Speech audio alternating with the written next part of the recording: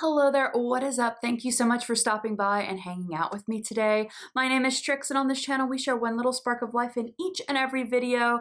We hang out together every Monday, Friday, and Saturday and unbox subscription boxes, review products, go through our shopping hauls, and share a love for all things Disney. Make sure you click that subscribe button and ring that bell before you leave here today. That way YouTube will let you know each and every time I upload a new video. In my last Fairy box unboxing, if you did not see that video, by the way, I will be linking it down below in the description box. I received a lot of products and said, oh yes, I will test these products out in the future. I got a lot of requests, not only here on YouTube, but over on my Instagram page to test out the clay mask that came in that box. And I thought, great. And that is what we are going to be doing today. We are going to be making the Hibiscus Nourishing Clay Mask from Becalia, and we are going to be testing it out, giving sort of like a first impressions review, seeing how this goes. So I will be linking this mask down below in the description box in case you wanted to check it out and purchase it for yourself or for somebody else in your life. Hibiscus Clay Mask retails for $26.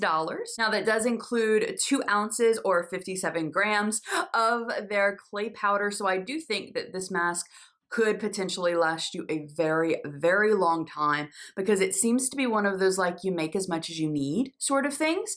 So their hibiscus French pink clay mask is formulated with hibiscus, also known as the Botox plant. Interesting. It contains a natural source of AHAs, leaving skin feeling and looking fresher, younger, and radiant. And the ingredients are very simple, very easy to read, which I always like seeing in my skincare products. We have kaolin clay, hibiscus powder, coconut milk powder, rosehip powder, aloe vera, and ylang ylang essential oil. I always feel like I mispronounced that last one. I probably do. I never actually realized how many words I mispronounced until I started this YouTube channel and started editing my videos. Anyway, just like a blanket apology for anything I ever mispronounce. If you ever know how to pronounce a word, by the way, and I do mispronounce it, I will not take offense. Please leave the actual pronunciation in the comments down below. I would greatly appreciate that. So this, as I said, it's sort of like you mix how much you need. You mix 1 to 2 teaspoons with a few drops of any liquid of your choice until a paste is formed. We're going to do that. We're going to apply it to the face, leave it on for 10 minutes, and then rinse it off with warm water. So I will do 2 teaspoons. It's an extremely finely milled powder, probably a lot more than I need it, but first time using it, so I will learn from there. I do remember, well, let's see if it kept it. Yeah, it has a nice floral scent, but not like anything like artificially fragranced. It just smells like the hibiscus. And then a few drops. I have some water here, so I will just spoon in a little water, right? Like so. Let's mix it up. So they said a few drops. A few drops did not work at all. I needed to do a lot more. I just kind of poured in the water until like my ancestors said stop. Which is pretty much how I season the food that I cook. So it sort of looks like a strawberry milk sort of paste. So I'm just gonna dive in with my fingers. I do not have a brush or anything like that. I mean, I have a lot of like paint brushes and makeup brushes, but nothing specifically for masks. Just gonna put this on. It did, I'm not sure if it's supposed to, but it did kind of keep, like the paste feels kind of like exfoliating and scrubby, which is nice. So yeah, I can tell just in the bowl, I did make way more than I actually needed, but when I do masks like this, and it's probably a little wasteful, but I prefer making a little more than having to go back in. Sort of like whenever I mix like foundations. I'd rather not have to go back in and remake it. While I'm slathering this on my face, it is nice and cooling, by the way. I want to know, so let me know in the comments down below, what type of face masks do you like? Like, what do you look for in a good face mask? Do you like the sheet masks, clay masks, the type that like this you have to make yourself, or the type that's already pre-made?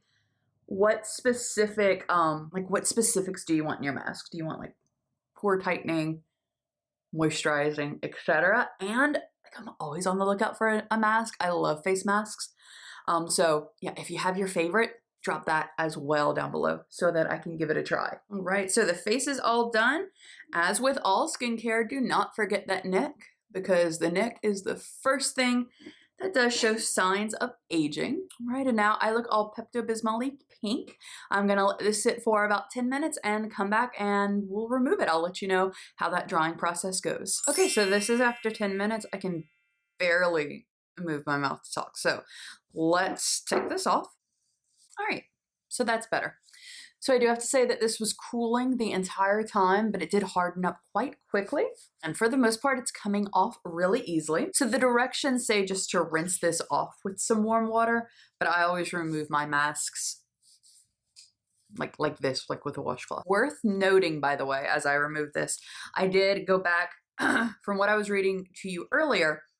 That was on their website, but I did go back to the actual pamphlet that TheraBox gave us. So I did remember reading that this mask could be used 2 different ways. So this could have been used as all over, like I just used it today, and also as a spot acne treatment.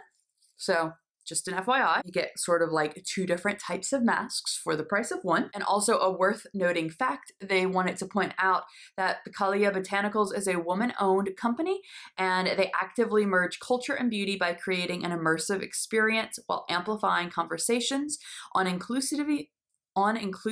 They currently donate year-round to causes supporting racial, social, and gender injustice. And you all know I love an organization that gives back. All right, and so I know that my face and neck do look pink, so I don't think that it was like dyed or anything like that. This is usually just what happens to my skin after I remove any sort of face mask. It stays sort of flush like this for about 5 to 10 minutes and then it goes away. My skin feels brand new. It had gotten like really rough here, like some like patchy dryness, and I had some dryness here as well. And just like right here, my skin was feeling overall congested and it feels wonderful now. All nice and smooth. So first impressions of the Becalia Hibiscus Nourishing Clay Mask. I really enjoyed it. Worked really well. It was really easy to make. Stayed on, did not itch my skin. Everyone's skin's different, but did not itch my skin or anything like that, or burn it like some face masks do, and it was really easy to take off, and I do like the finished product. I'm definitely going to put that in my weekly rotation. All right, so that is it for today's masking first impressions video. Thank you so much for spending a little bit of your day with me. I hope that you have a wonderful rest of your day, and I'll see you in another video. Goodbye.